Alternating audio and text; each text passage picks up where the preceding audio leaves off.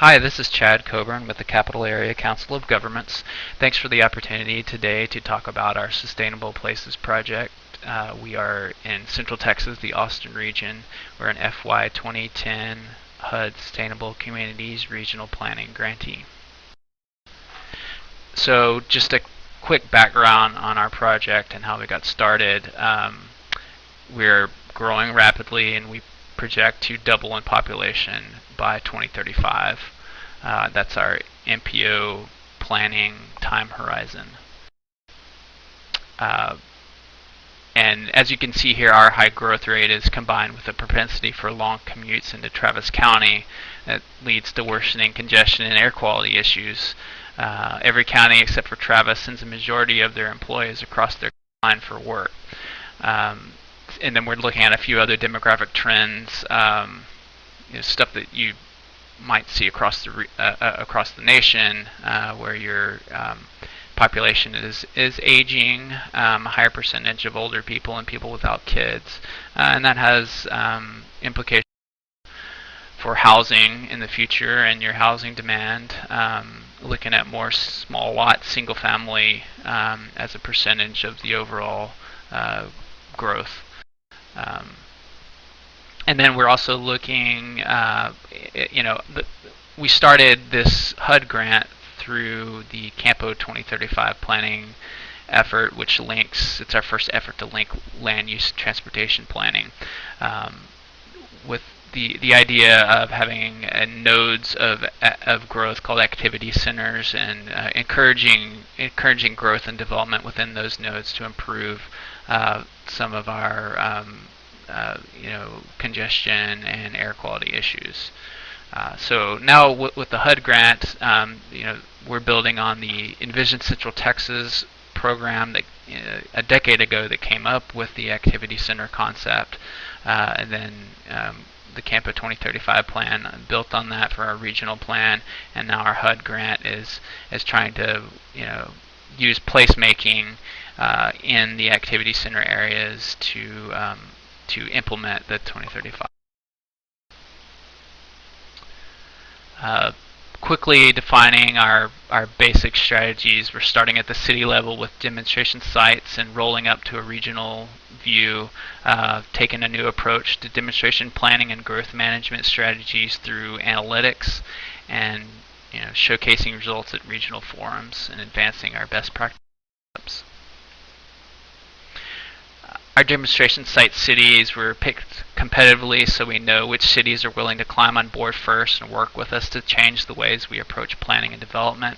Hutto, Elgin, City of Austin, Dripping Springs, and Lockhart are all participating. And so I just thought we'd tour what we're doing in a small city like Hutto. We're doing this in several cities, but just going to use them as an example just to give a feel for how things are going. Hutto selected a stakeholder committee of property owners, business, and church leaders to represent the small planning area, which is, it's not the whole city of Hutto, but it's the center area connecting Old Town Hutto with an emerging campus area and a new major highway. For context, Hutto has a population approaching 15,000, mostly all the same middle income, single family price point. Most of the homes are new, as Hutto has grown about 1,000%. We started out in our first public meetings and online surveying and got a vision for what people wanted to see grow in the center of their community. We heard a lot that the only times people saw their neighbors was in the grocery store of the neighboring city. So that really resonated with us and a lot of others, and a lot of the comments that you see are based on this, improving the feel of the community and the neighborliness, making sure that the street networks, the new subdivisions are connected, creeks. We put a visioning map together that kind of pooled some of these ideas. Next, we moved to a design charrette after the public visioning, where we reconvened the public to express development preferences.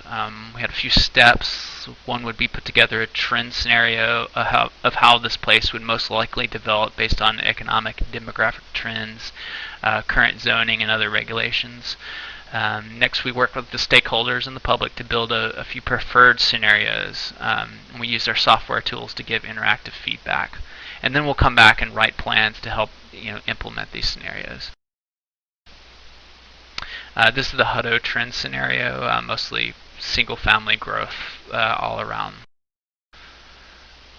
So we gave a set of chips for people to play, like play a game with their map on the table, and then we'd have a computer digitizer that would follow along and give feedback from some of the analytics that we'd gather while they're painting, so they could make it an iterative process where people can change their ideas. And this is just some of the stickers and what they meant, how many jobs and housing they were going to play at each site. So they created their scenarios, and we asked them to label their maps and explain what they found and the indicators. And then we went back in an open house about a month later to just show back what everybody did at their tables, show the trend scenario. We looked at kind of synthesized the ideas that we got from the public into a couple of different scenario B and C, few different ideas with how many jobs could be feasible in each site. Then we put together some basic indicators, the ones that we heard were the most important to each community. The fiscal impact at the bottom was a useful tool to communicate some of our ideas. Then we went into specific concepts for specific scenarios, like what if this road that everybody cares about that hasn't fully connected the city yet, but it intends to, and people worry about what traffic flows will be like. So we came up with some different scenarios for how that could develop, how people get through downtown, and then made some 3D renderings of those concepts. We also explored the Hutto co-op site, which is city-owned, and what we'll probably call our Catalyst site project. There are some ideas that we're finding may not have been built because they're not all market feasible right now. So we're looking at incentive ideas or different ideas, perhaps maybe the grocery store should be right in the center of town, and what would that mean for parking? What's that look like? What can we do? Is a smaller grocery store or a restaurant what we really want? And we want a civic center. Where should that be? So we're exploring those ideas right now with stakeholders and the public. Now I'll just say a word or two in general about our scenario planning tools. Our scenarios start with buildings as the base. Our base software is from Fregonese and Associates. I know they're working with some of our other grantees, our HUD grantees. They like to say anything you can know about a building, you can know about a scenario. So this return on investment prototype builder is the basis for their scenario building, and they can be used to customize the types of buildings used in this scenario. There are hundreds of variables about a building that are tied to a light pro forma sheet and an expected profit calculator. A planner can use this to estimate a number of factors and predict which types of buildings might work in the study area. You can also combine this with social and environmental indicator scores and our long-term city maintenance cost estimator tools to decide if a TIF might be in order or to evaluate the request from a developer for special provisions. This is one example of the ROI model in use in a corridor that has the potential for more dense redevelopment. The model found that reducing parking and allowing a zoning change for 2 more stories increased the profitability in the feasibility, likelihood that the project would get built, yet it also reduced the cost of each unit by 20%. So it has meet some of the equity goals for the project. And this is a suburban example that shows that maybe if you reduced parking standards to urban parking standards in a suburban site, that you could get a mixed-use 3-story rental. In addition to looking at the financials, you can also get instant feedback on a host of indicators for your scenario. The 7D app will predict trips generated, a simple sketch approach for your scenario in lieu of a regional transportation model that might take all day to run. A green infrastructure app can calculate differences in stormwater runoff effects and costs in scenarios with and without additions like green roofs.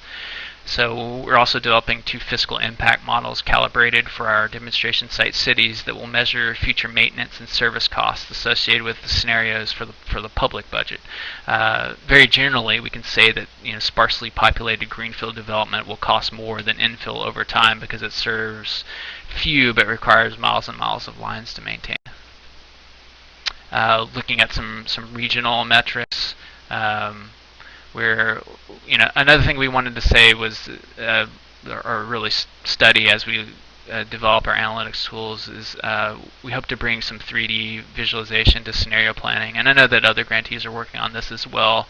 Our kind of tack is instant 3D visualization to help the public see what it would be like to walk down the street of their new scenario. Because the scenario is built with buildings as the base, each one will have a 3D model attached to it. Our goal is to be able to render them instantly using City Engine and the computing resources of the Texas Advanced Computing Center. This is just some post-processing Photoshop work like we've seen before. But the idea would be you could maybe do it live with City Engine, and this is a movie of Hutto where we're applying the scenario ET outputs. A longer term goal, this is actually somebody doing it manually and kind of in fast forward, but the longer goal would be that envision tomorrow the outputs that a table does in the charrette goes immediately into City Engine, and City Engine then draws the what the buildings would look like and paints the street networks, because Envision Tomorrow doesn't paint street networks, it just paints like what looks like land use types. So when you have your street networks, you can figure out how many people in a scenario can walk to the grocery store, or can take a bike to school and that sort of thing. So this movie just goes through what City Engine looks like and how you can modify all kinds of streetscapes and buildings, and we're plugging in our library. Oh, look, we just made Hutto look like Manhattan, so you can scale that back, and you can go in and plug in some of our building library that we have for Central Texas buildings that look appropriate for Central Texas, and this might work for Austin, wouldn't work for Hutto, so you change the facade and the window types, the roofs and building setbacks and so forth.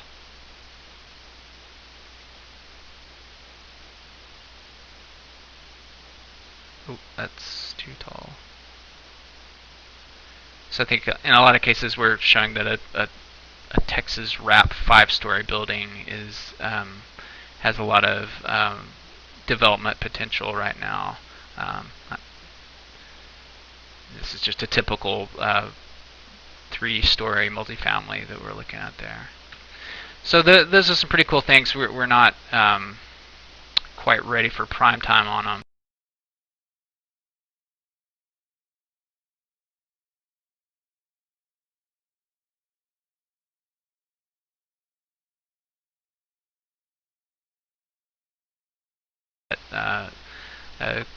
Great stuff for the future. Just wanted to talk about a couple of other things, tools that we're building.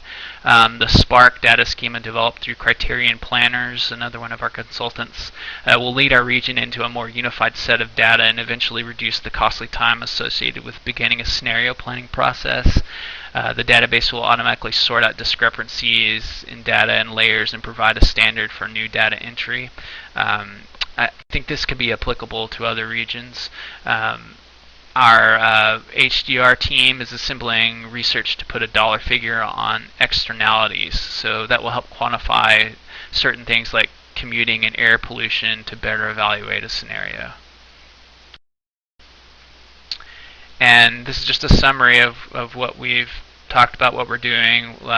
Gonna really be focusing on catalyst site strategies, studying urban rail corridor in Austin, then going with regional forums and doing more research with our analytics tool team. Appreciate your time. You can reach me at ccoburn@capcog.org. Thank you.